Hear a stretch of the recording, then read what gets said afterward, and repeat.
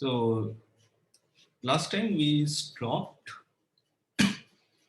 uh, at the, and so we discussed how we observe the Planck observes the different frequency maps, and then we discuss how this there are different component separation techniques to separate the foreground and the background emission. So there are some blind methods are there, some are semi-blind, and some are model fitting. And we get from different ways, we can get very close. The CMB maps are very close to each other, independent of the maps. There are always difference, but this difference are small compared to the signal that CMB these maps have. Then I said how you get from the map to power spectrum, and how to get the error bars. So last day I was doing this calculation where I showed that this how to calculate the error on the CL using this estimator, and this error on the CL is proportional to CL with some with a factor 2 by 2L plus 1. So the part which is interesting now is to derive the cosmological parameters from this power spectrum. Okay, so that is what we are trying to cover now. Okay, so the guiding question for this presentation is how can we measure the cosmological parameters from the CMB power spectrum. Okay, so we have all this power spectrum TT, TE, BB. Okay, so we can measure those power spectrum from the data. Okay, so from the tutorial, like if you run hp.nfast, you will get the power spectrum. There are complexities about beam and multiple frequency. Those, if you can take care of it, how to get the cosmological parameters. Okay, so we are focusing mostly for the tutorial for intensity, but then there are polarization maps also, which is Stokes Q and U. And CMB polarization is important to put constraint on reionization history, or the epoch of reionization, when the first stars formed or when the universe becomes ionized. Okay, and the primordial gravitation waves. So recently, probably you heard about gravitation waves from black holes or neutron star mergers. So this is this what we're talking about primordial. It is at very early epoch of the universe. So there was this inflation happened. So Dheeraj is talking about inflation things. So that time we expect the tensor perturbations to produce this gravitation waves, and it will leave its imprint on the CMB polarization maps. So in some way, if we can detect those, we can get handle on the scale of inflation when it happened. Okay, so these are the main two driving parameters for studying CMB polarization. For intensity, we get other parameters. Okay. Okay. So just to this simple animation to show what is the power of this modeling work, or the estimation of lambda CDM model. Okay. So here it is a bit like the second generation telescope, which is WMAP. So the black points, okay, here are showing the measurement. So with WMAP, the resolution was 15 arcminute, so it can go up to around 1200. Okay. After that, it has very large error bars. So if you see that the error bars increases, this is because of the noise. With Planck, we can now measure up to 2500. So now there are data points. So each L, we have data points. So what we do is, instead of taking each L, we beam into some 50 or 60 data points. Okay, so these are the black points. Now we have a lambda CDM model, which is depends only on the 6 parameters. Okay, so based on that, we can make a fit which is goes through this up to 1100 or 1200. But this model is model, right? So it can produce power spectrum at any value of L. Okay, so it can go up to 2500. So this is the model. So this WMAP data came out, say, in 2003 or 4. So that time we did not have access to those scales. Okay, but we can, at least from the model, we can tell this is, if the model is correct, this is what power spectrum should look like. Okay. Then we can play around with different parameters. Okay, so one is the running of spectral index. So spectral index is it is coming from primordial power spectrum. So they are defined by two parameters, amplitude and spectral index. So it is basically the slope of the power spectrum. Okay. So usually people assume that the slope of the power spectrum is constant. If it is not constant, if it is changing with L, okay, so then there will be some running of spectral index, and we can tell that if it is running, okay, so how much it can vary, okay. So it is matching up to 1200. So both are consistent. WM data is consistent up to this point. If it is, whether it is running or not running, the gray and the pink line, they are very much consistent, okay. But at very large, when we go to large L, you start seeing the deviation, okay. With WMF, we cannot do it because the error bars are so large. If you look at 1200 point. Okay, so based on that, we cannot tell whether pink is correct or the gray one is correct. Okay. Similarly, there is an effective, which is the number of effective species of relativistic particles. Okay, so if there are neutrinos, we expect it to be close to 3. So here it is a simulation where the power spectrum with an effective of 1. So it's like, suppose there is one species of neutrino is there, or one flavor of neutrino. So then it is this cyan line. So based on the WMAP data, we cannot distinguish between these two models. And but suppose we have, we can make a model prediction and see at, if you can make a measurement at large L, we can distinguish between these different models. Okay. So then after WMAP, there was this 2 experiment was planned, which was Atacama Cosmology Telescope and South Pole Telescope. So they are ground-based experiments. So they are not covering the full sky. They are looking at some small portion of the sky, okay, which is accessible from South Pole. So South Pole Telescope is in Antarctica, and Atacama Cosmology Telescope is in Atacama Desert. So there, it can do this measurement to very high accuracy. Okay, so you know that the error on CL goes as square root of CL, or proportional to CL, and square root of 2 by 12 plus 1. Okay, so if you have a lot of mode measurement, you can get very tiny error bars.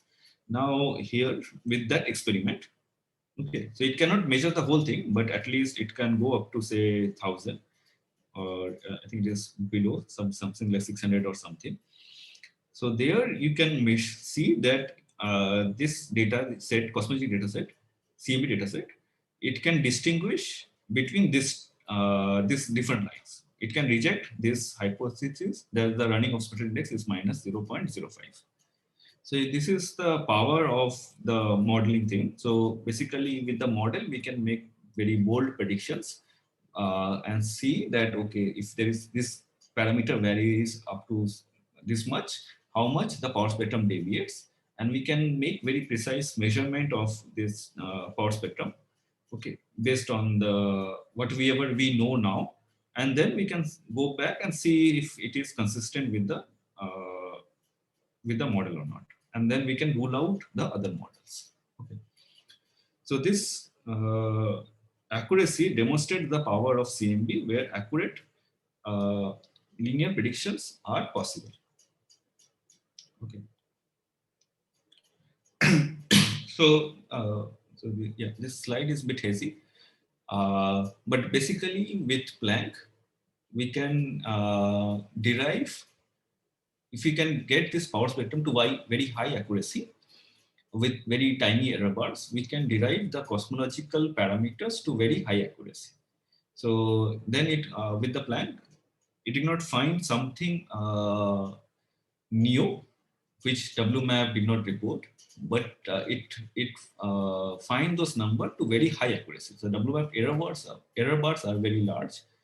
With Planck, we reduce the error bars, and we can estimate this cosmological parameter to high accuracy. So this is something called precision cosmology. Okay, so with Planck or like this ongoing CMB experiment, we can get this cosmological parameter to very high accuracy, like sub% accuracy. So the error on those parameters are less than 1%. Okay, so which is very good because when people work with astrophysics or galaxy, they have very big error bar, like 10% error bar. So if they understand the physics within 10%, they are happy. In CMB, people are not happy with 10%, so they want to get more precise numbers. And now the state of art is to measure those quantities to very high accuracy. So there is this Hubble tension between CMB and the supernova. So it is coming from this precision cosmology. So because with CMB, we can get very small error bars, and supernova data, they get, there is relatively big error bar. And then we can just say that, okay, these two Hubble parameters are consistent or whether they are really different from each other. Okay, so this slide is to show that Planck found that the universe is older than what previously people thought about. Okay, so it is basically the Hubble parameter is smaller than the WMAP parameter, what WMAP obtained. Okay, and also Planck measures the epoch of radiation or tau. So it reveals that the first stars were born late. Okay, so earlier people used to believe that the redshift at z is equal to 10 around that time, universe becomes reionized. Now it is redshift of 8.5 to 9. Okay, so we can from this just fitting the power spectrum, we can get this number to very high accuracy. Okay, so just to show you the plot now. So this is, I showed you earlier, but this is what Planck measured. Okay, so these blue points are the data points. Okay, so this is plotted in log linear scale. So up to 30, it is plotted in log scale in x-axis. After that, it is plotted in a linear scale. And the error bars are smaller than the thickness of the line, right? So you can see error bar at this point, but other points, it is very small. So that is basically the goal of the experiment. So if you can get error bars which is limited by the cosmic variance, we can estimate all the cosmological parameters from the given data set. Okay. So now we come back to the cosmological parameters. So what are the different cosmological parameters we can constrain? Okay, so so CMB cannot constrain all the cosmological parameters. Okay, it can constrain. So it is basically lambda CDM model, and we can fit the data with only 6 parameters. Okay. So these parameters are described here. What it is, what they are. So one parameter is omega b h square, which is the baryon density of the universe today, which is coming from ordinary matter. Okay. Other is the cold dark matter density. So this omega b is like rho b over rho critical. Then it can determine what is the sound horizon size. So that is basically, in other words, distance traveled by a sound wave since inflation, when the universe becomes transparent at recombination around that year. Okay. So there is basically there is a sound wave. Okay. And we want to see how much this sound wave, or when they are connected, is subtending an angle to with respect to us. Okay. So this is one key parameter which basically constrain whether the universe is flat or it is open universe or it is closed universe. Then we have tau, which is the optical depth of reionization. So when the uh, basically when the universe becomes reionized, so we can get the redshift or the optical depth. And then there are two parameters which says what is the power spectrum of the what is the primordial power spectrum. So it is basically there are inflation. It produces quantum fluctuation. It has its own power spectrum, and this all this quantity are basically when it is coming towards us, uh, it has impact on that primordial power spectrum. So what we measure is the convolution of the transfer function times the primordial power spectrum. So primordial power spectrum is constrained by AS and NS, and the transfer function is constrained by the other four parameters. Okay. So what is so just to tell you how what is theta, okay, and how we can measure Hubble parameter uh, based on, so we measure theta, we don't measure directly the Hubble parameter. From based on theta, we can infer what is the Hubble parameter. So you heard about that from CMB. There is a tension with the supernova data in the Hubble parameter now. So how to go from theta to the Hubble parameter. So suppose we had an object whose length is known in meters. Okay. Now the universe is expanding. Okay. So we want to know uh, this object, how much angle it's subtend with respect to us. Okay. So this theta represents that. So this, so probably it is covered in your first lecture. There is something called angular diameter distance. There is something called luminosity distance.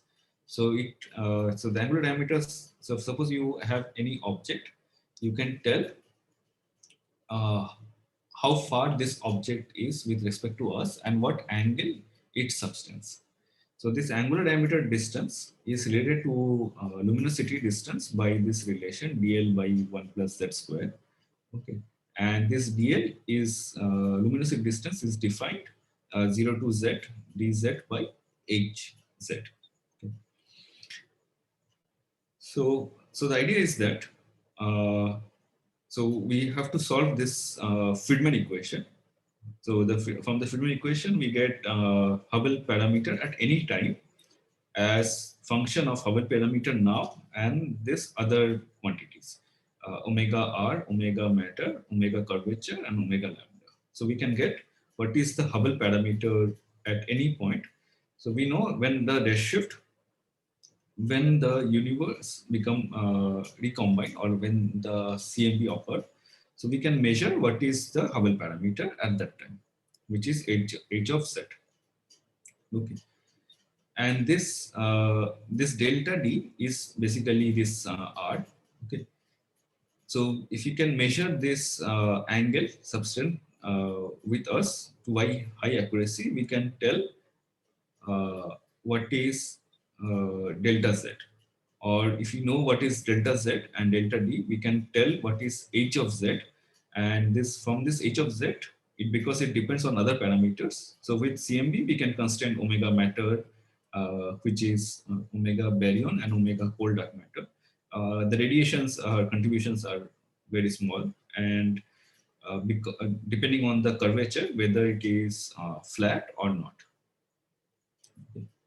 So the idea is that so the one way of understanding very crude way is you compute the power spectrum, you make a model, okay, uh, run like CAM or CMB fast. You compute a model power spectrum, match it, and see what are the best fit parameters. Okay, so ultimately, this is just to give you an idea. So with Planck, we have 50 million pixel. So it has 10 to the 6 number of pixel in the map. When we compute the power spectrum, we reduce to 2500.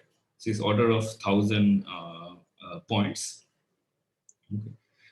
And the cosmological parameters, is order of like 6. So here it is, to just round it off, is 10. And then we can fit a model. So currently the model is like lambda CDM model, so it's order of 1. So in principle, you can make your own models and try to fit this power spectrum. Okay, so if it's satisfied, then your model is a good fit to explain the features in the power spectrum. So it is a heavy compression of the data set. So we start with so many pixels in the map. At the end, we reduce to just one lambda CDM model with some 6 parameters. Okay. The other way to understand is to what we want to understand is that how this different cosmological parameter affects the power spectrum. Okay, so this is important for our understanding that there are peaks and other things. So like how it changes with when we start changing those parameters. So before going into that, so just to tell you from Planck, so this was the latest result from Planck 2018. So these are the numbers we found or Planck found from the data set, and this is the error bars. Okay, so if you compute sigma over mean, this is the relative error. So like how much precision or what precision we are measuring those cosmological parameters. So this epoch of radiation is not well determined, it's order of 13%. Other parameters are less than 1%. Okay, so in some of the parameter like acoustic scale, we can measure this to accuracy of 0.03%. Okay. So these are the 6 main parameters, and then we can have these derived parameters like the Hubble parameter or Hubble expansion rate or the sigma rate. Okay. So the first thing to note here, which is quoted here, is that we can see that the scalar spectral index or the slope of the primordial power spectrum, it is like in the simple model it was close to 1. Okay, so it has a scale invariant power spectrum. So no scale has preference. Okay, so the power is distributed equally to all the scales. So the way it is defined is some amplitude as times k to the power ns minus 1. So if it is ns is 1, so then you have a constant power spectrum. And what is found by Planck is that it is not exactly 1, it is small 0.96. Okay, but we can measure this to up to 4 decimal place, and with this 0.4% accuracy. So we can confidently say that this NS deviate from the scale invariant power spectrum by 8 sigma. Okay. So these things, like from simple model, we expect it to be 1, but it deviates, and with very large confidence we can say that it is not exactly 1. Okay. So let me go through this animation where I want to tell you what is the effect of different cosmological parameters on the shape of the power spectrum. So what I do here is I plot the Planck data. So this data is publicly available. Okay, so this is the beam data. So this is the best fit lambda CDM model, which you can see that it is, I'm not plotting the error bars, but you can see that it is going through the red model goes through the data points. Now I want to see, so this NS is 0.96, so let's round it off to 1. Okay, so this is a good fit. Now if I change NS from 1 to 0.8, okay, so then what happens is that I keep everything fixed. I just change the NS. So then it gives more power to low L, okay, and less power to high L. So there is a tilt in the shape of the power spectrum. So it gets tilted and it gives more power to low L and less power to high L's. Okay, so all the high L power spectrum gets suppressed. Okay, so this is if it is less, NS is less than 1. Now, if NS is greater than 1, so here it is 1.2. So then it produces less power at large scale, and it has more power in small scale. So NS is basically you want to look at the power spectrum and see at which angular scale you want to give more power. Okay. So from one, we know it is flat. You're giving equal power to all the L's. And then you can tilt it slightly and give either more power to low L's or more power to high L's. So that is the function of NS, keeping all the other parameter fixed. Okay. The next is the amplitude of the power spectrum, or AS. So that is the overall normalization. Okay. So if you take whatever Planck found, if you multiply by 1.2, like 20% extra, it scales the total power spectrum uh, in the upward direction. Okay. If you reduce it, it will go down. So amplitude is just it is the overall scaling of the amplitude. Okay. The next thing is this theta. So this theta is the angle subtended by this sound horizon with respect to us. Okay. So what is the role of that theta? Okay. So in this animation, in this picture, you can see there is a Laskarian surface. There is a sound horizon. Okay. And these photons are coming towards us. So if it is flat, universe is flat, so it will come directly, it will take this path. Okay. Then if it is open universe, okay, which is the blue one, so it means that the curvature is not flat. So then the photon basically it follows the geodesic, so it will come in this way. So it means that it will make smaller angle. Okay. And if it is closed universe, it will travel like this in the red one, and it will make bigger angle. So but just looking at the theta angle, we can tell whether the universe is flat or closed or open. Okay. So in other words, so we have this power spectrum for flat universe. Okay. So if you have open universe, this peak, the model line, it will shift in the right direction, or if it will shift in the left direction if it is closed universe. So by looking at the location of the peak, so the location, so that's why we need very precise error bar, so that we can identify the location of the peak, like at what L it peaks. Okay, whether it is 150 or 180 or 200 or 250. So if you can locate the location of the peak, you can tell whether the universe is closed, open, or flat. So current understanding is that based on the data, is that it is our universe is very close to flat. The curvature term is there is a slight curvature, but it is consistent with zero. Like there is no contribution to the curvature term. Okay. The next thing is so one of the cosmic parameter is omega b h square. Okay. So the role of that omega b h square is that if you increase this omega b h square, it will only affect the odd peaks. So it will, so the first peak, third peak, fifth peak, it get enhanced compared to the even number of peaks. So why it is happening?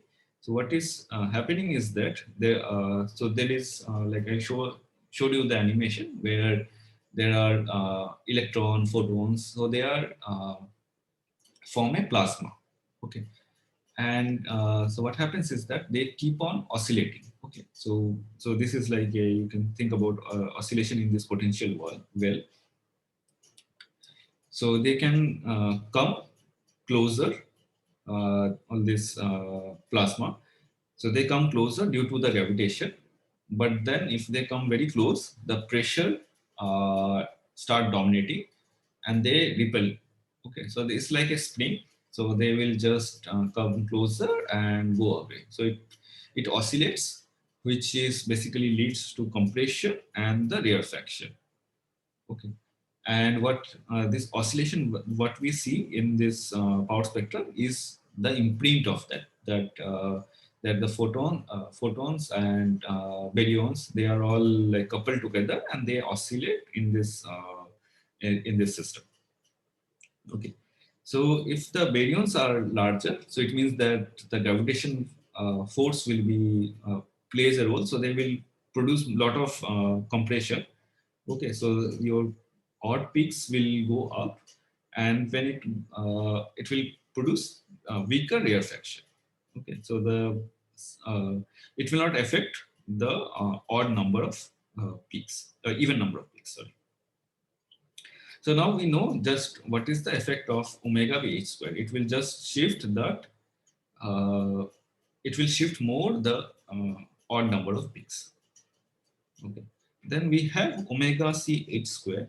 So this potential well is produced by cold dark matter. Okay. So within that, it is making those oscillation. So if the cold dark matter is more, okay, so the potential well will be deeper compared to if the dark matter is less. Okay.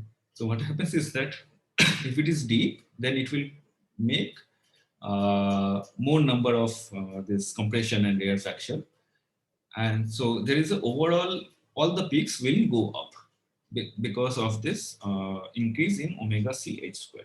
So omega b h square will affect only for odd number of peaks.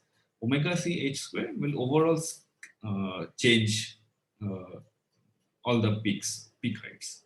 Okay. So based on the ratio of the second and third peak, okay, so we can tell what is the ratio of baryon to dark matter density. Okay. So now we know that like 5% is baryon and 25% is dark matter. So this is coming from the ratio of the second to third peak. So usually there is an overall damping term which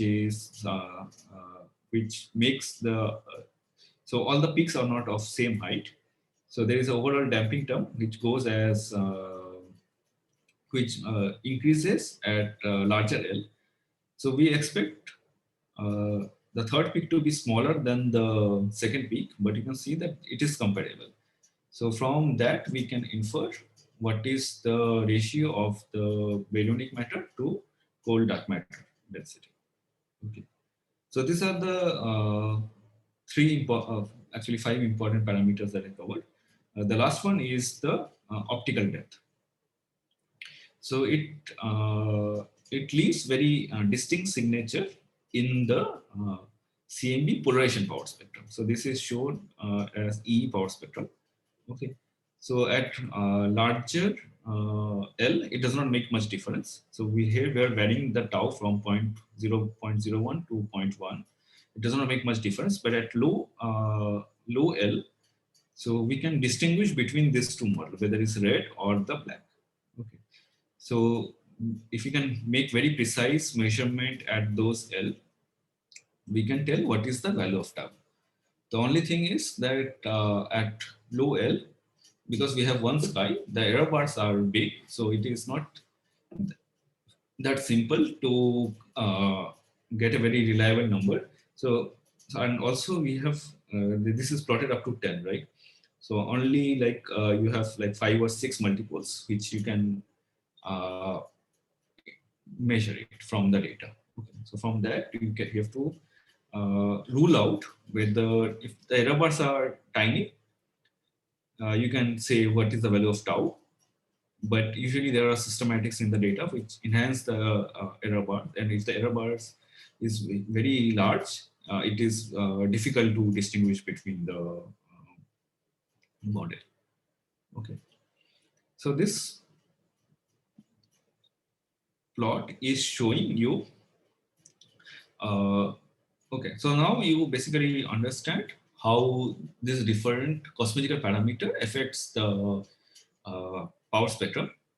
So now we can go back and use this standard way of estimating the parameters. So there is something called CosmoMC. It's publicly available software where you just give the observed power spectrum, and you say that, okay, so it is merged with CAM. So it search for parameter and find what is the best fit parameters. So it will run for, it's like a MPI program. So it will run for like 1 or 2 hours, and it will give you what is the best fit parameters. So this is done with Planck, and they combine with all the different data set. And so here, when we are doing precision cosmology, it's important to check if this parameter does not change when you have additional data, or if you with some other probe, if you can measure, get a data, whether they are consistent or not. So Planck has very different, like there are 3 releases: PR1, PR2, PR3. So PR2 and PR3, the polarization data was used. So at PR2, only the high Ls are used, not the low L. And in PR3, 2018, even the low Ls are used. And it is to show that the numbers are very close and they don't change much. So that is good thing, that when you have additional data, when you add into your parameter estimation, it does not bias the parameters. Okay, so this plot is showing how there are different parameters are changing with time. Okay, so there is this FNL parameter, which is basically capturing what is the non-Gaussianity present in the uh, which you can infer from CMB observation. So non-Gaussianity in the inflation model. Okay. So with the WMAP data, there was a huge error bar, and at some point we are finding like 37, okay, with bigger error bar. So if we have a non-Gaussian model, then we can rule out single field, single scalar field inflation. But with Planck, now it is going close to 0. Okay, so within error bars there is not large deviation. So the idea is that we have to reduce the error bar, and we see that if there are deviation from the standard model or not. Then this R is the tensor to scalar ratio. Okay, so with WMAP, there was no detection, and then now there are upper limits with much better upper limits with the Planck. And this NS, we can see that it is clearly deviating from 1. Okay. So basically the goal is to like check with all the data set whether they are giving the consistent numbers or not. So like one of the parameter is tau, which is the epoch of optical depth. So with WMAP, it was like a 0.18 or something. It was found. Okay. Now with as we collect more and more data, now it is coming close to 0.06. Okay. All these data sets are consistent, and so basically the goal is to like look at older and older data set and see if whatever parameter you're finding is consistent with the previous data set.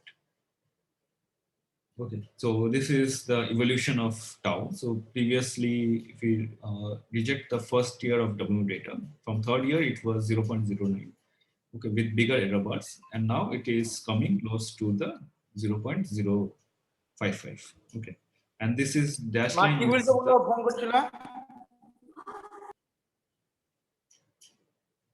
Yeah, this dash line is the limit from Lyman alpha forest.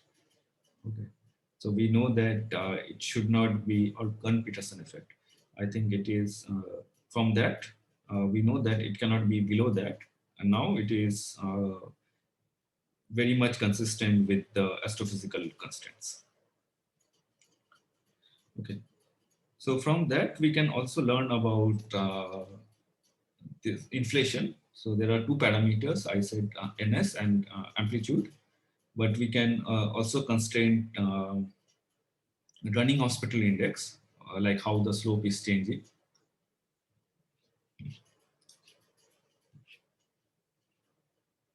Hello, I'm audible? You are audible, yes, sir. Okay, okay. Okay. So this running of spectral index, we don't found any evidence of it is consistent with 0. We can measure tensor to scalar ratio. We can measure if there are non-Gaussianity there or not.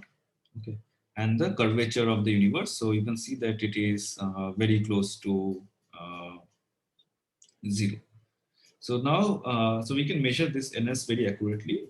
The next generation of CMB experiment is targeting to measure tensor to scalar ratio R. Okay, so this thing we have upper limit. Once we start measuring those very accurately, we can start ruling this models. Okay, so here there are different model of inflation is plotted here, and we know what is the expected tensor to scalar ratio. So from the data, if you can measure this number accurately, we can tell which model is correct. Uh, there is something called dark energy equation of state, which we can also constrain, not from, so you can see that if you just take Planck data, you get very huge distribution of equation of state, which is shown in this flat Gaussian. But once you start collecting other data set like BAO, Barron acoustic oscillation, weak lensing, redshift space distortion, all this when is included, we get very tighter constraint on this equation of state. So we want to know what is the equation of state of dark energy. Okay, so it is usually written as P is equal to omega times rho, and P is -1 for if it is cosmological constant. But in principle, this omega can be a function of scale factor. Okay, so we can do that using not from Planck, but combining the Planck dataset with the other cosmological probe. Okay. So here, so I mostly talk about the temperature, but we also have E power spectrum, which is the blue line, and the BB power spectrum. Okay, so the BB power spectrum has two contributions. One is primordial B mode, which is coming from gravitation waves, primordial gravitation waves, and other is the due to the lensing potential, there is a leakage from E to B, and which we call as lensing B mode. So what is measured is the summation of these two. Okay. So this lensing B mode is now very well measured. The next generation experiment is targeting for this primordial B mode contribution. So this basically this is the map of lensing potential that is obtained by Planck. So the idea is that like CMB map, we can make much better map of lensing potential with high significance, and then we can tell where this. So this lensing potential are basically telling me where these matters are there, which is lens the CMB photons. In other words, we can map the dark matter distribution over the whole sky. So this map does not have much like signal to noise ratio, but we can always compute the power spectrum of that map. And in the power spectrum, it is significant detection. So it deviates from 0. So it's not just the map is noisy. There is signal which is we can detect it. So this is detected like greater than 9 sigma. Okay, so we can reject that it is 0 potential. So we can measure the lensing potential now with very high accuracy. So this is usually done by other experiments also like SPT and AC ACT, but they don't go to low L. With Planck. We can go to low multiples. So the idea is that we have the CMB power spectrum. Similarly, we can make power spectrum of the CMB lensing. CMB lensing. Okay. Another thing which we can measure well is the direction of the solar dipole. Okay, so the dipole. Um, so like I said, that there is a monopole, dipole, and there are fluctuation. So one of the thing is what is the direction of the solar dipole, and how much is like what is the amplitude of that. So this amplitude can be converted into velocity. So this amplitude now, it is we can get this number to very high accuracy, whether it is 370 kilometer per second. Okay, so now we can see that what is like precision science. So with WMAP we can get 3355 plus minus 8. Okay, and now with Planck we are getting 3.3362 or 3362 plus minus 1 error, or it's like 0.99. So this dipole direction is very important for CMB experiment. So usually they calibrate the instrument on the solar dipole. So now, because if you measure total temperature, so it is of 2.7 Kelvin, and we are interested in fluctuation order of microkelvin. So total, if you can measure it, there is a chances that it will leak into and it contaminate to the fluctuation level. So all the experiments, what they do is instead of measuring the absolute level, they calibrate on some source and they measure what is the difference or like what is the fluctuation at that particular direction. So it depends on at which what is the direction of the solar dipole on which it is calibrated. And so these numbers are very close, but basically it's important to measure this number to very high accuracy. So that basically constraint how well you can make the maps and how well you can compute the power spectrum. So something which is people are discussing now is the Hubble tension. So with CMB observation, we can get H naught, which is 67. Okay, and from supernova experiment, we can get 73. So with CMB observation, the error bars are tiny now, 0.5. So there is a like 5 sigma. So this is a bit old number, 3.6 sigma. Now it is 4.5 or 5 sigma deviation between the Planck and the supernova data. So people are reconciling the data, whether there is something which is missed in both from CMB side or from the supernova side. And if there is no problem with the experiment, it means that there are something which we don't understand, and there is a scope of new physics. Okay. So this, so previously with WMAP, we found that this Hubble parameter is order of 70. So there was no tension with the WMAP data with the supernova data. So basically they question whether it is from the Planck that, or maybe there are systematics in the Planck data which is causing this Hubble tension. So what we shown here is that if you take the Planck. So Planck is a high resolution experiment. If you just convolve or smooth the map to WMAP resolution and repeat everything, it actually gives around 70. Okay, so it is basically the high L modes which is not probed by WMAP. With Planck we can probe it. That is changing the value of H naught.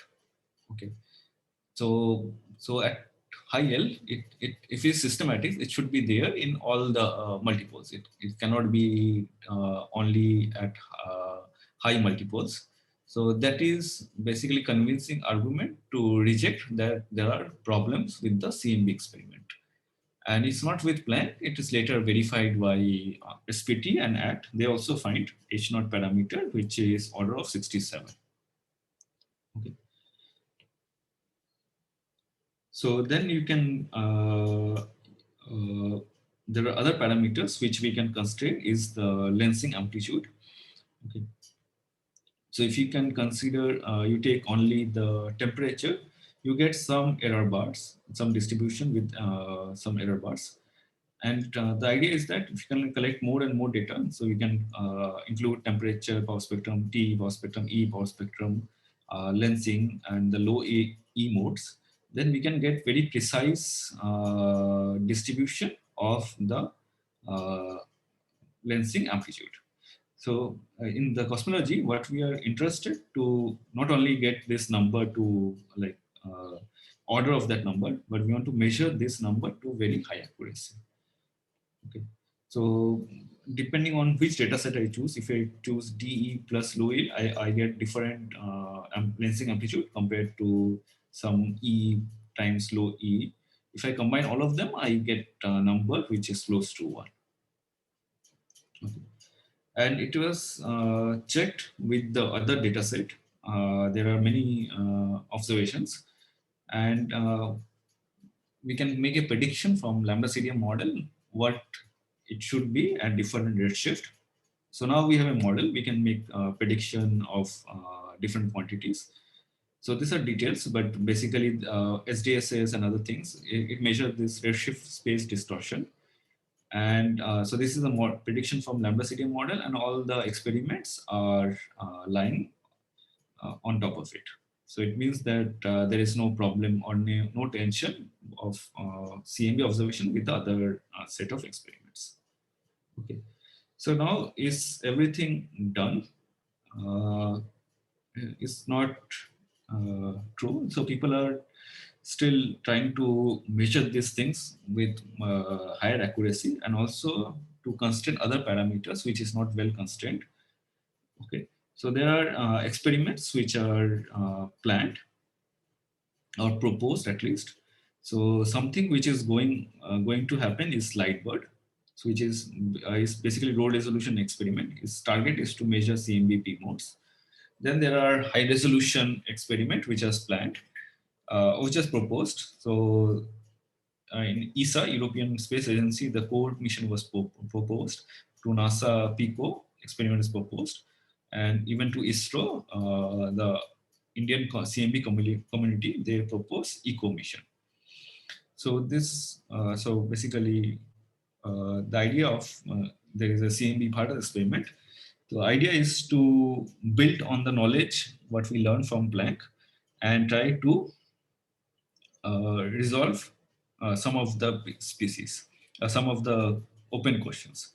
So first is that the new science we can do is to constrain primordial gravitational waves. So it is not done yet, and people are searching from the ground. So probably we can detect those using the next generation experiment. Then this dark matter distribution. So if you can make this lensing potential map with high signal to noise, we can measure what is the dark matter distribution. Something which we can constrain from CMB observation is the neutrino mass hierarchy and the species. So particle physics, we can get a lower limit that it is higher than that.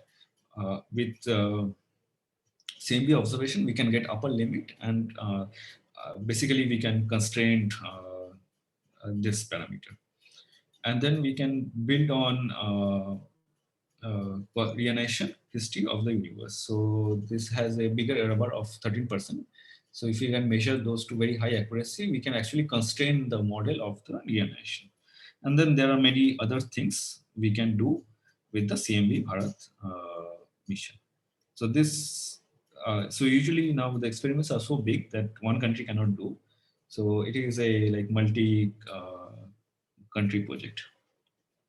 Okay. So, so basically the goal is to measure this scalar to tensor ratio. So now we don't have constraint on this parameter. So there is a big distribution. We can constrain this to very high accuracy. That is the idea. And like other parameters. So suppose like here there is a neutrino mass. So let me see. So here is a neutrino mass versus tau. So currently we don't constrain what is the neutrino mass. There is these are 1 sigma and 2 sigma contour. If you can measure, if you have smaller error bars and we can do the polarization experiment better, we can constrain what is the mass of the neutrino. So there are a lot of things we can do with the next generation experiment, along with reducing the error bars on the cosmological parameters. Okay. So that is basically conclusion. So with the Planck data set, we can combine with the other data set.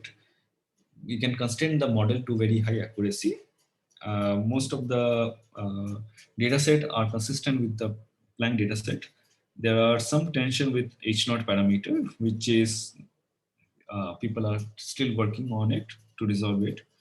Okay, and the CMB lensing emerged as a great scientific potential, which something people are looking for in the future. Okay. So I think I will stop here. So this is the lecture part, and then I will go to the tutorial. But if you have question, you can ask me now.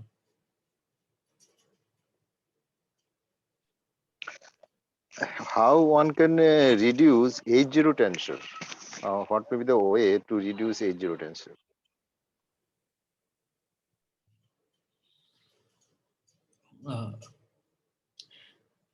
Okay, so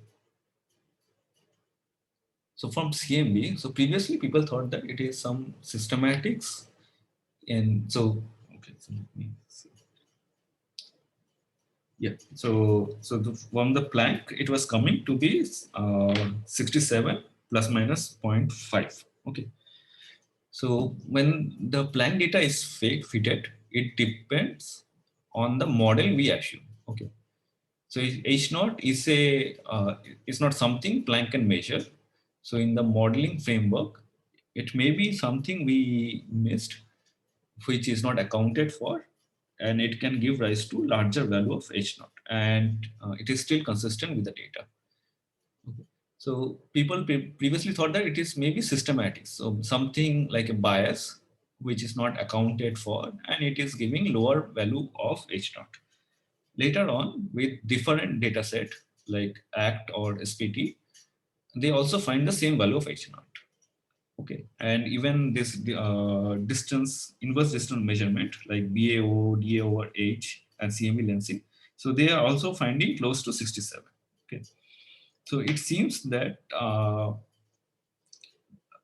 all these measurements highlight basically indicates towards lower value of H naught, but this supernova data is giving us larger. So supernova data, because they collect supernova like from individual objects, their chances of systematics is higher, but since they are averaging over many supernovas, so if the systematics, it should cancel out. Like they are looking at different directions.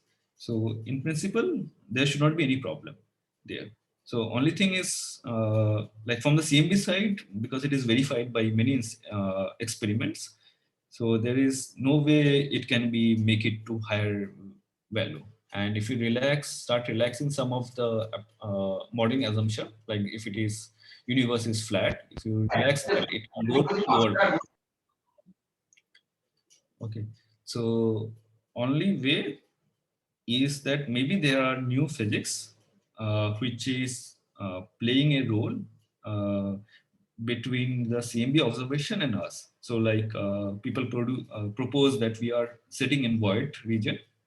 So we are sitting in like special like underdense region, which maybe it is not proving the statistical property. So for us, the Hubble parameter we see from local measurement and from CMB measurements. So CMB gives you average number, and what we measure from our location or like the nearby supernova observation is the local value of Hubble parameter. So it can be due to that. So I think people still write papers, so it is not clear yet how to resolve it. Other option which people are start looking now is from the gravitation waves. So that is another independent measurement which can measure Hubble parameter. So from the neutron star mergers, we can do that. So from one measurement, we can get Hubble parameter close to 70, which is sitting between these two measurements with bigger error bars.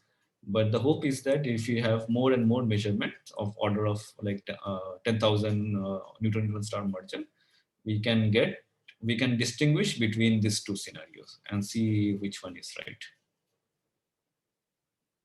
Sir, Thank you. I want to ask. Yes, sir. Sir? Yes. Yes. Yes, sir. I want to ask, you said that the difference is 5 sigma here, but it's written Yes. there 3.6 sigma. So can you please explain? Yes. So what I wrote is some slightly older values, because this field is like very dynamic. So they are collecting new data set, and the Planck value does not change. Is the Shou measurement, they now moving towards higher value. It's now 74 point something. So that's why there is a, it becomes 4.5 sigma, I think. Okay, okay. The different value of H naught, H naught is related to the age of the universe. So, I mean, less the value of H naught, the universe age will be larger. So, will it be Yes. related to the age of the universe that it is much uncertain by some degree? Yes. Yeah, so you're right. So the age of the universe depends on inverse of H naught. Okay. So basically, we want to get this number to very high precision, right? So that is, if you're saying that we are doing precision cosmology, and if you don't understand this difference, that is problem. Okay. So broadly, 67 and 74 are same. If you invert it, it is order of billion years, 13.7 billion years. So this difference is order of million years. Okay. So if you will say the age of the universe is 13.7, I think many people are happy with that. But now we want to know exactly how much is the age. Okay. So that is the, that is basically the Hubble tension. Okay. So we go to the next part.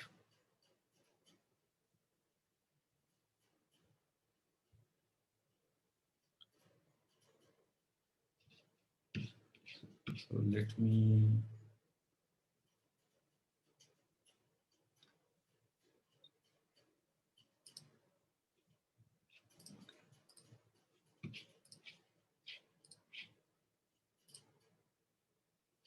so you can see my screen now.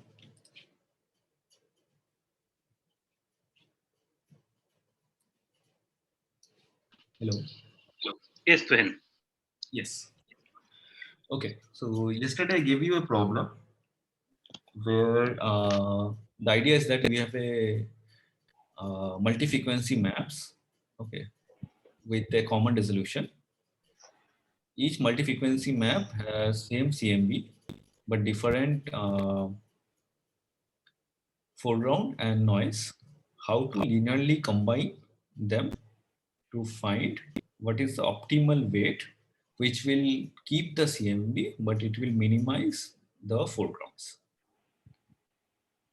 So anybody did that?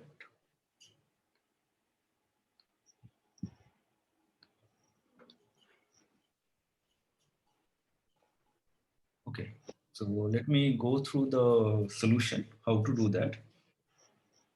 So what we are doing is this temperature map, clean CMB map, we are writing as linear sum of the weight times the temperature of individual frequency map. So I will send you this, our server is not working. Maybe I will upload in that my home directory, okay, in the site server, so that you can download that paper. So yeah, so what we are doing is we are defining temperature at each point as linear sum of different frequency map with the weight factors. Okay. So the variance of the map can be defined as t square minus t squared average, which is a standard definition. We have to just put that value. Okay.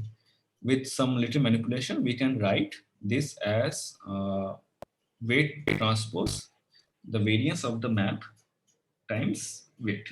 Okay. The variance of the map is like for each map, we can calculate what is its variance.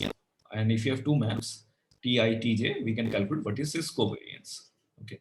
So suppose there are two frequency maps, I can construct 2 by 2 map. So your diagonal terms are variance and the off diagonal terms are covariance. So this is the variance of the map which we want to minimize. So the weight should be such a way that the variance is minimized so that we can get back the CMB temperature. Okay, so we have this two constraint that we want to minimize this variance, which is FW. Okay, and the sum of the weight should be 1. So this condition is important to keep the CMB constant. Okay. So we don't want to distort the CMB spectrum. Okay. So the idea is that we have this two set of equation. We want to choose the weight such a way that it minimizes the variance, and the sum of the weight should be 1. Okay. So this is a standard problem which can be solved using Lagrange multiplier. So you basically write the function which is f minus lambda g, and you minimize that quantity. Okay. And then we can get what is the solution. The solution comes out to be simple. So the weights are defined as this equation 8. I encourage you to solve this. So I have a next class on next Friday. So there, if you have any doubt about this, you can ask me. So suppose I have two frequency maps, so I can calculate this covariance, which is 2 by 2 metric. Okay. So the idea is that we invert that metric. So it is inverse of the covariance matrix. Okay. And then, so it is like 2 by 2. Even if you invert it, it becomes 2 by 2. Then you sum over all the elements in the denominator. So sum over JL from 1 to K. So K is the how many, what are the different indices. And you sum over only the row or the column. So these are symmetric matrix. So it does not matter whether you sum over rows or columns. And the ratio between these two gives you the weights. Okay. So like I take this example of 2 by 2. So if you sum over all of them, you get one number. And if you sum over rows, you get two numbers, right? So then if you're dividing these two numbers with the total, you get the two weights. So that is what the weights are. So once we know the weight, we have to just put into this equation that the total, the T is like sum over Wi times Ti. So each map, I know what is the value. I know the weights now. If I multiply them, I will get the clean CMB map. Okay. So let me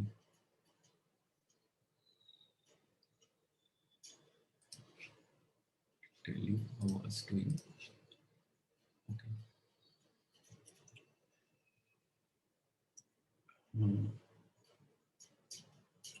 Okay. So I have to share this. So just wait. I share this and then I will start talking.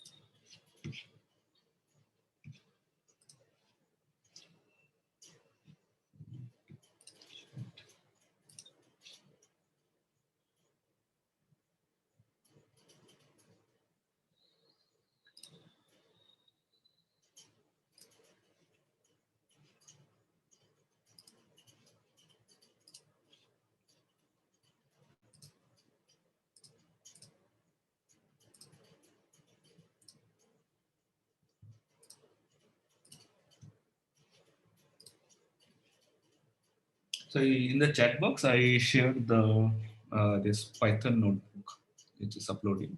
So I hope you can download from there in the chat box, and also this paper. Okay. So let me go through the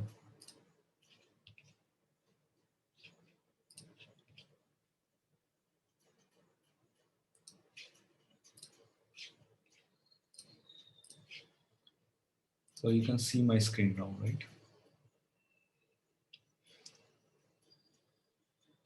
Yes. Yes, we can see. Okay. So okay. So let me write it here so that this you will get this file. Basically, this is what I opened it. So with Planck, I told you there are this frequency maps, right? 544, 70, 100, 143, 273, 217, 353, 545, 857. So these are frequency map. So for the time being, you forget about 545 and 57. Okay, so forget about last two frequency maps. So you work with this 4, 5, 6, 7 maps. Okay, so you can, like yesterday I told you how to download those maps from Planck Legacy Archive. Okay. Now, if you go to this link, I will just copy paste it from here. So each map has a different resolution. Okay. So the resolution is frequency dependent. So we don't need that much accuracy. So we can just take roughly these numbers. So the beam resolution is 32 arc minute. Okay. Sorry, arc minute. And then we have 27, 30, 27 arc minute, 13 arc minute, and then I have 4. So 10, 7, 5, 5. 10 arc minute, 7 arc minute, 5 arc minute, 5 arc minute. Okay. So these are the beam resolution of these 7 frequency maps. Okay. So what you have to do is in my code, you have to change these file names. So you put here LFI 100 gigahertz, 30 gigahertz map. Okay. And similarly, there are 7 maps. Okay, so we have 7 frequency maps. So I'm calling it 5 here, but you can put 7 here. So the 7 maps, what you can do is instead of so this ILC method works only if all the maps are at a common resolution. Okay. So what you have to do is you have to put them into common resolution, say 1 degree resolution. Okay. So the idea is that first step is to read the maps, read all the 7 frequency maps. Okay. Second step is to smooth all the maps to 1 degree resolution or 60 arc minute resolution. So what you have to do is you have to put 60 here, which is written there, instead of the first map. So first map is my 32 arc minute. So I have to just replace this to 32 arc minute. The second one is 27. So I have to just replace 27, then 13, and then 10, and then 7. Okay. And then there are 2 other maps. So 5 and 5. And then these are all 60 arc minute resolution maps. So this variable will keep them into 60 arc minute. Then you have to just downgrade the map to inside 128. So the original maps are LFI maps are at 1024 resolution, HFI maps are 2048. So if all the maps are different resolution, it's not convenient to work. So we can once we work with 160 arc minute resolution, we can downgrade to 128. Okay. So once you have that, then you can write ILC code, which works like this. Okay. So the idea is that we take a full sky map. So for my example here, there are 5 maps. You can have, we'll have 7 maps. So you can stack all of them in a single array. And then you can use command called np.cov. So cov is to calculate the covariance. So it will calculate a covariance matrix. Okay, so which is CMAT. So it will make basically for your exercise, it becomes 7 cross 7. Okay, 7 cross 7 matrix. And then we have to invert that matrix. Okay, so in NumPy, if you the advantage of Python is that if you're working with NumPy, you can just call this function np.linear_algebra to basically this step is to invert the matrix, covariance matrix. Okay. And then the weights are determined by sum of all the elements and the sum of the element in one axis. So either row or column. So whether just put 0 or 1, you will get the same answer because this metric is symmetric. So then we can get what is the weights. So you will get 7 weights. Okay. And the next thing is to multiply the original maps with that weights. Okay. So if you multiply it, you will get a ILC map or basically CMB map by linearly combining all the frequency. And so this is how it will look like. So you can just try and send me an email maybe. Okay, or you can post it on the Slack. What is the CMB map you obtained using this linearly combination map? So usually these maps are, so let me tell you. So yeah, so these maps are, so I use one of the map. So you can see that there are a lot of red region, which is from the galactic emission. After smoothing, it goes away, but it highlights those red region. And once we do this internal linear combination method, we can get map which look very close to the so this is smooth at 1 degree, so which is this WMAP map was usually shown, and you can see that it looks very close to the WM data. Okay. So you can apply this ILC method either on the full sky. Okay, so there is no constraint here, or you can apply from the mass sky. Okay. So what is done here is that we can define a mask. So we have this data set UD23. So this is a downgraded map at 23 gigahertz, or you can use this LFI downgraded map at 30 gigahertz. So what you do is basically you define a mask. So you you put some arbitrary cutoff. So here it is 0.5 is put there. You can choose arbitrary cutoff here and want to remove the galactic plane. Okay. So depending on this number, this sky region is removed and you have the red region, which is like 1. So it means that we are including in our analysis. Okay. So then what we can do is when we are making this temp directory, instead of using the original maps, we can only use those pixels which are unmasked. Okay. And we can do the similar exercise. We can get a CMB map like this. So we can compare this CMB map. So this is, so the ILC, it works on real space. It just depends on the number of pixels. So you can choose any number of pixels to make your ILC map. So if you start making from full sky map, you get a CMB map. If you construct a ILC map from the mass sky, you get something here. And then you can plot what is the difference between them. Okay. So I think that is the plan. So you have this code. Try to write your own code without looking at these steps. Okay.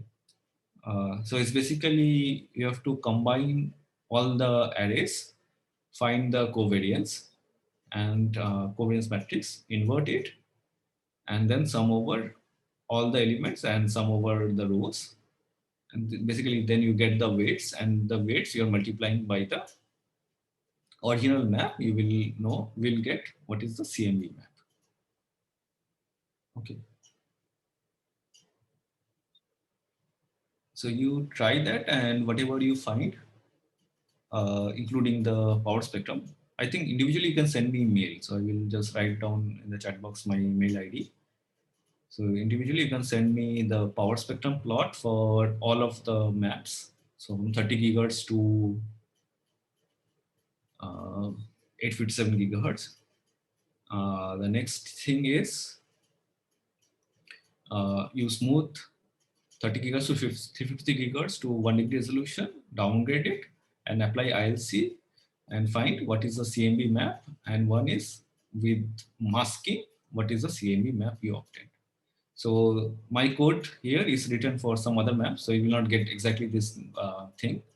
So it is good that you will do it yourself and find, you convince yourself that you are getting a CMB map which looks like what is shown in the Planck or in the Google map experiment. Okay. Okay, so if you have questions, you can ask me now. So my mail ID, I just write it down here.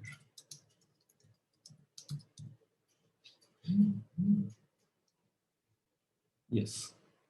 Any question?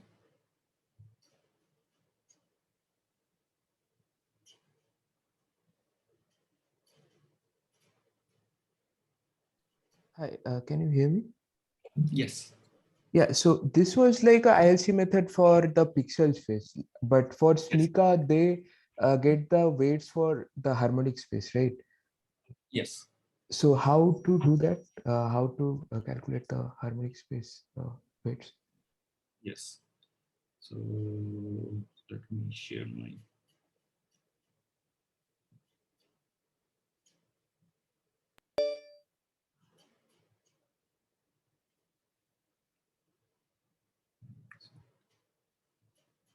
Yes. Okay. So here we have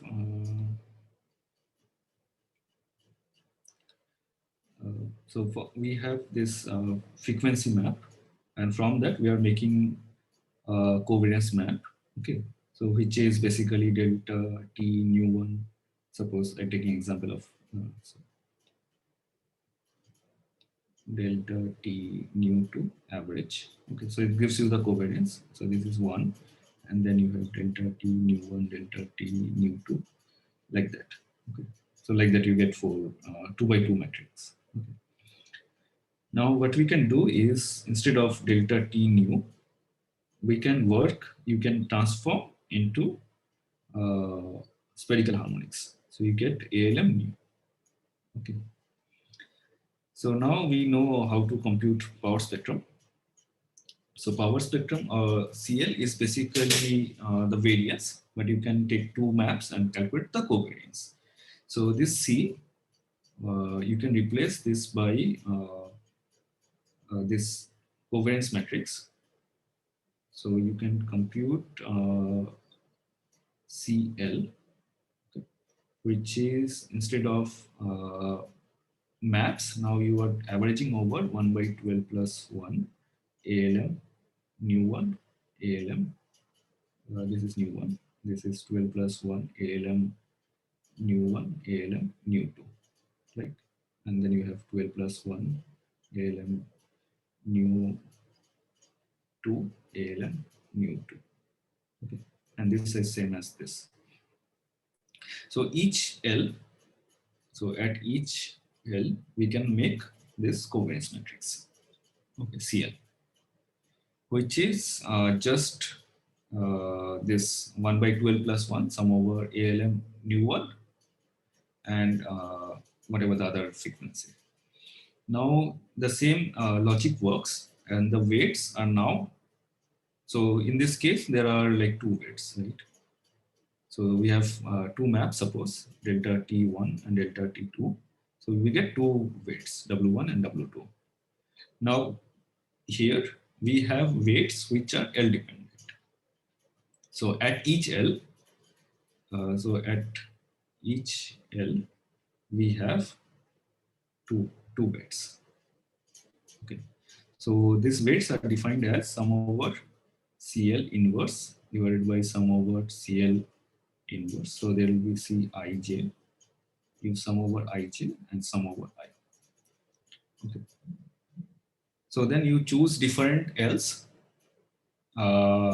Get this for each L. You get so you say L is equal to say 2, you get W1, W2. Okay, some values you get. And the sum of W1 plus W2 is 1. So I'm giving example for 2, it can be 7 frequency also. Then Yeah. for 3, you get some Ws, right? So once So we have this, Mhm. yeah, so let me finish. So this Yeah. WLs, once you have, then what you can construct is the ALM clean, okay, which is sum over WL ALM, okay, ALM of the frequency map, okay. So here I'm giving example of 2. So once you have this ALM clean, you just make the map out of this ALM. So the advantage is that uh, in the previous method, in the pixel space ILC, it is just doing all the angular scales. It is minimizing with one weight, okay, whichever is optimized. Here we are going scale by scale and calculating what is the optimal weight. So that is basically harmonic space ILC. And it can be done with needlet space also. So needlet space ILC. So that is something which Planck uses, which is NILC. Yeah, can you give So me a vague idea about this NILC? Like I mean, I understood the SMICA thing, but can you give me a vague idea about this? this is not exactly SMICA. This is harmonic ILC. SMICA does slightly, does some model fitting. Okay, so it is slightly different than that. So needlet ILC, so this delta T we can write as spherical harmonics, ALM, YLM, right? Theta phi. So we can take ALMs and linearly combine them, right? In needlet ILC, we take this delta T, instead of ALM, we do it some basis function, which is so theta phi. Okay. So this basis function is the needlet space. So the advantage of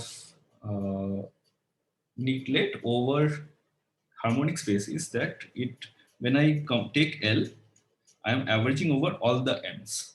Okay. So it means that suppose I have a sky. Okay. So this power is coming from like high latitude region or coming from the galactic plane region. Okay.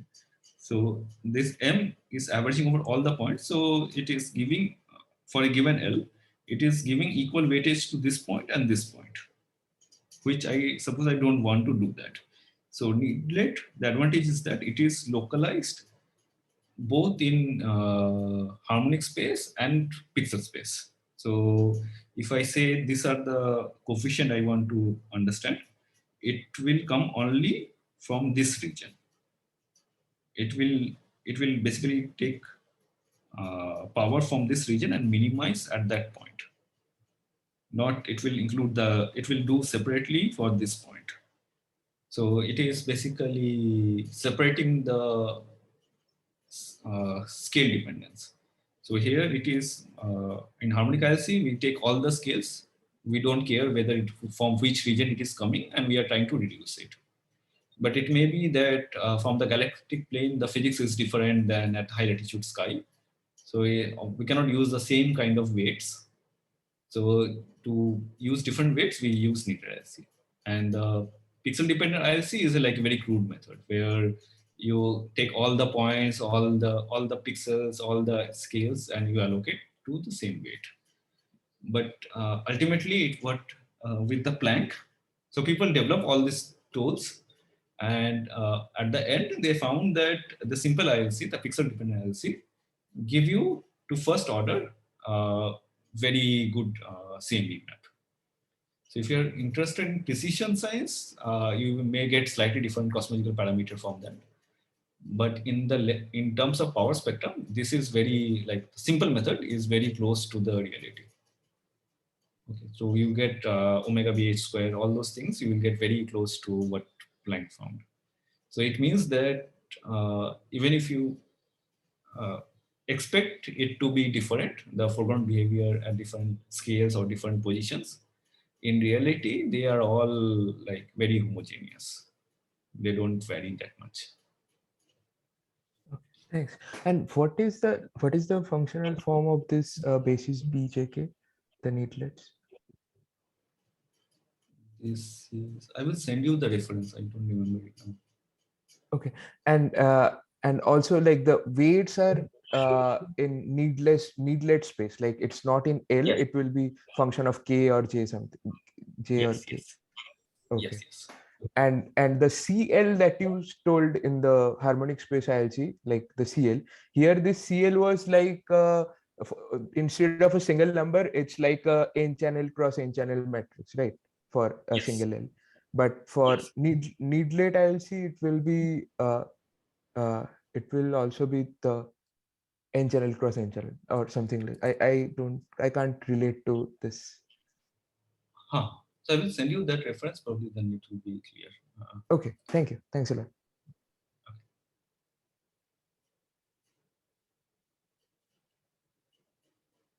Okay.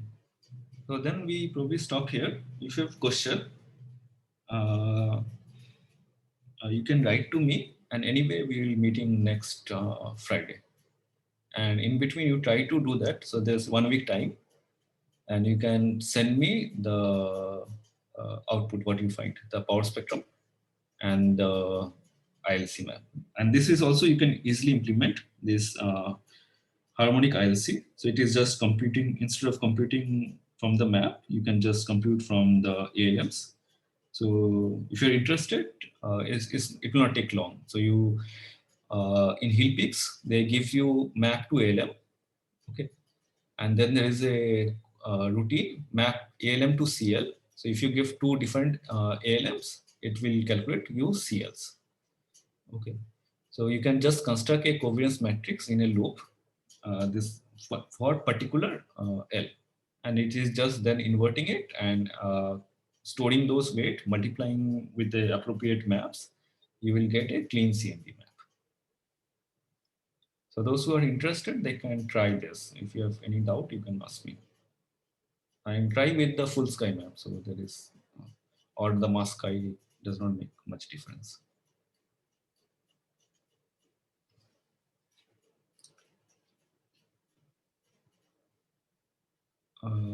Sure, I will do that.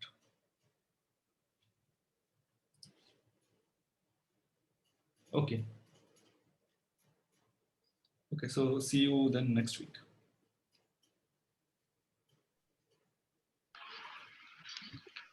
Okay, so thank you very much, Tuhin, for nice session once again.